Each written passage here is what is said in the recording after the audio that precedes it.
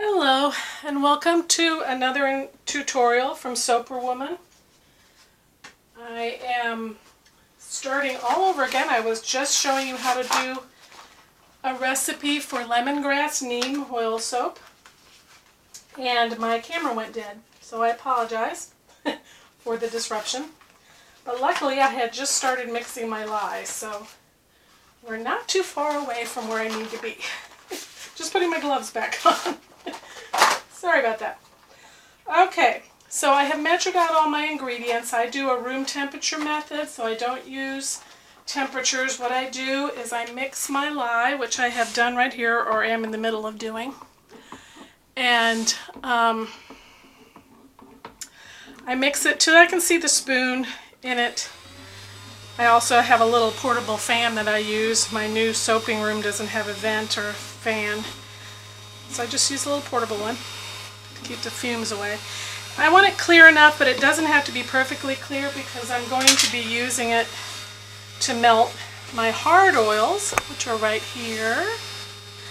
And so I don't really need it to be perfect because I'm going to be stirring a lot, and preferable to get this in while the lye is still pretty warm. It does depend on what solids you have in here. Solids like lard and coconut oil and palm oil melt very quickly. Solids like shea butter and cocoa butter take a little longer to melt. So the faster you get this in here, the better. If your lye cools off too much, it won't melt all of the hard oils. So you're trying to... And the hard oils will also cool off the lye so that you don't have to worry about temperature. I have to get a bigger spoon there, sorry.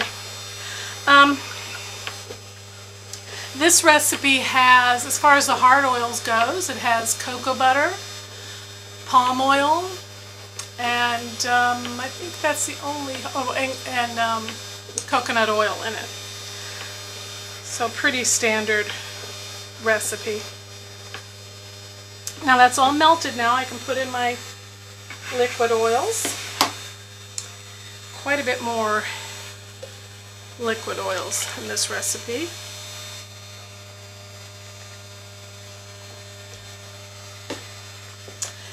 And what I have in here is avocado oil, evening primrose oil, olive oil, safflower oil, neem oil, and that's all I have in there. Also, I forgot to mention, I do have 1 teaspoon of sodium lactate. I put that in with the lye water, with the water in the lye. You can usually put your sodium lactate in with the lye. Now I am going to mix this, bring it to a light trace. It was loud, sorry.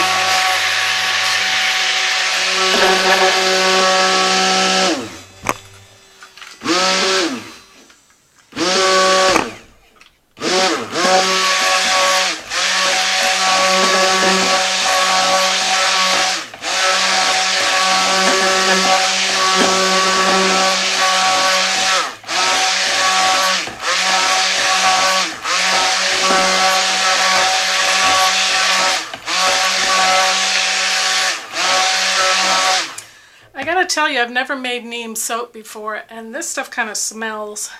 I'm not too sure. A lot of people make neem soap, so I'm hoping in the curing process the odor goes away because it's not very pleasant. It smells kind of like burned bread, if that is a good description. It's not offensive like kelp can be, but it's kind of an off smell. And I do have, you know, I'm going to put very strong oils in here, lemongrass and tea tree oil. You might want to throw some eucalyptus in there too. I'll see how it smells.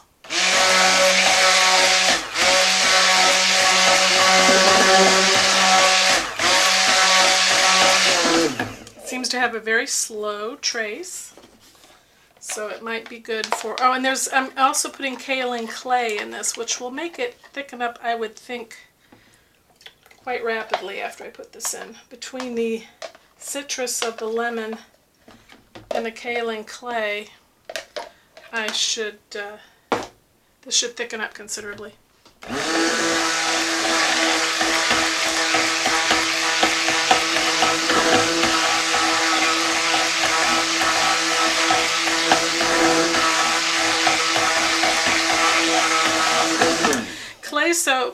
Clay and soap does make for a fast curing soap too, so probably you won't have to wait as long for this to cure. I am now pouring some of this. I'm just eyeing it. I would say maybe a fourth of this. I'm pouring in to another bowl, and I'm going to add charcoal to that. I want some black lines in my soap.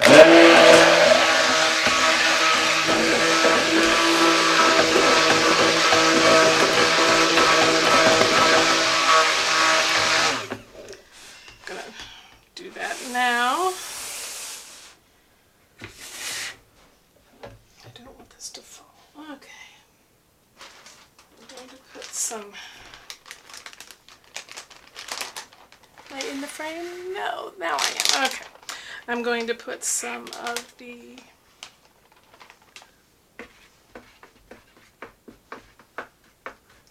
black charcoal in this.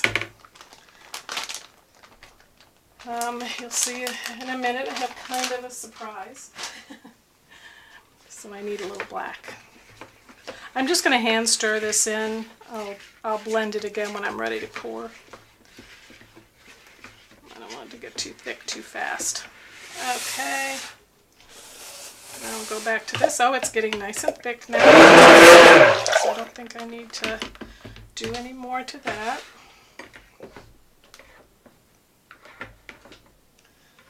I'm going to try to get,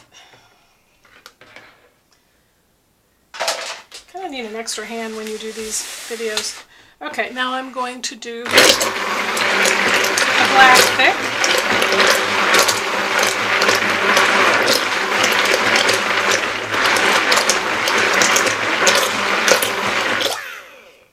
That should be thick enough for that. The black I actually want a little thinner trace so that it will sink into the. Now I have my mold. Let's see if I can get that into frame for you. Yep, here we go. I'm going to do a simple pour. I'm going to pour some on the bottom and pour in some of the black.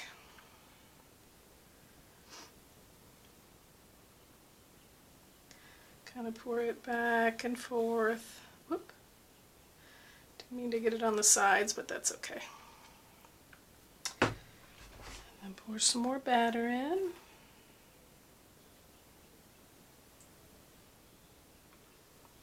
I'm going to pour it slower so it will cover the black.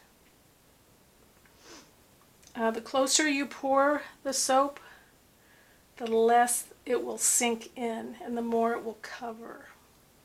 That's why you see a lot of people using spoons as well to sort of slow down the pour. But this seems to be working okay. And a little more black. Trying not to get my arm in the shot, but I don't know if that's possible.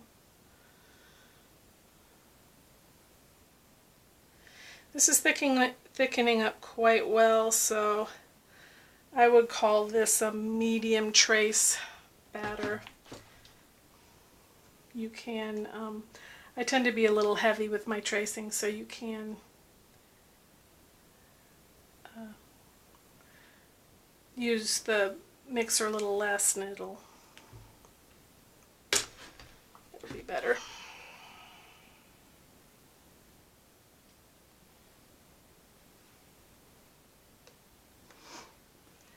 Now I'm going to use one of my hanger tools. I actually made my own hanger tool out of, you guessed it, hangers. People buy these things, but the real thing works. I go down and then I go up and around. Doesn't matter if your top looks messy because I'm going to cover that up with the leftover batter. So just wanted to mix, okay.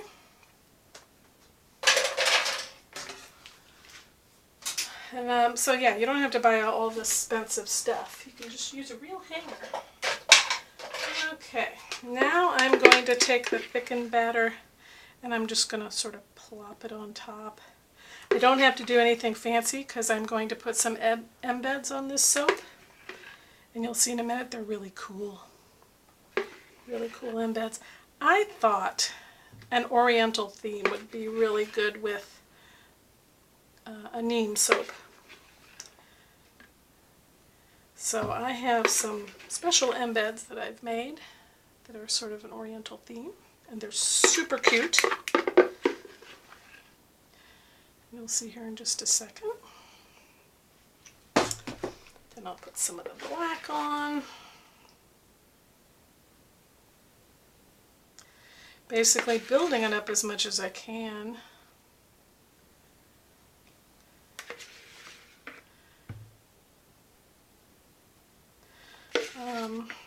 I am from the school of whatever works.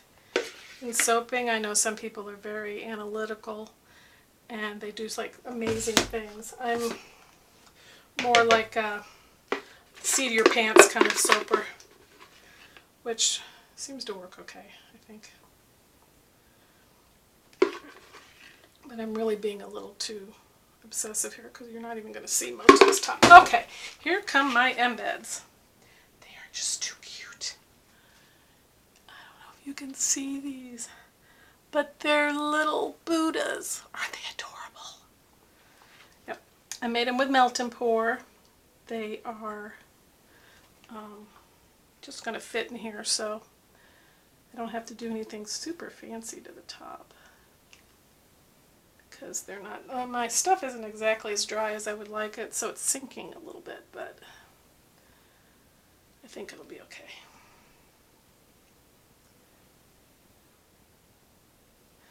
They're kind of heavy, but they're sitting on a little platform, so I don't mind if the platform sinks in a little bit. One of these has a broken bell. Don't know which one because I tried to patch it. So cute.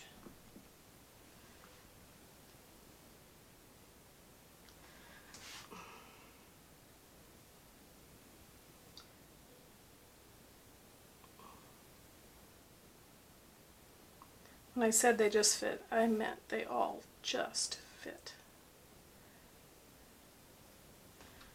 The last one here. Whoop, there's one with a broken hand. Okay, alright, so there we have it, my little Buddha soap. I hope you have enjoyed this. Pretty easy soap. I stand by for the cutting of the Buddha soaps, and I usually put my recipes on the cutting videos. So once again, thanks for watching. This is Soap Woman. See you later, and remember, soaping is fun!